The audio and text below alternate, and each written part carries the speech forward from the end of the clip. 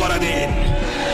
যারা আমার মায়ের বুক খালি করবে, তারা এদেশের শিক্ষাঙ্গনগুলোকে কসাইখানায় পরিণত করবে।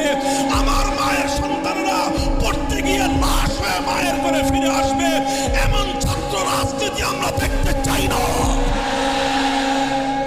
অবস্থা অনেকটাই এমন, আজ বাংলাদেশকে ভালোবাসাই সবচেয়ে বড় অপরাধে পরিণত হয়েছে। দেশের স্বার্থে কথা বলবেন, পিটিয়ে মারবে, অভিযোগ করবার কোনো জায়গা নাই। সংগ্রামী সাথী ও বন্ধুগণ, আমার কথা হলো এভাবেই অন্যায়, অবিচার, জুলুম, শোষণ, দুর্নীতি, জনগণের সম্পদ লুণ্ঠন, ফিরিস্তি কয়টার দিব, কয়টার কথা বলবো? তানহামা দাগ দাগ সুদ, বুম্বা কুজা কুজা নেহাত, সারা শরীর ক্ষত বিক্ষত, মলম আর পট্টি আমি কয়খানে লাগাবো?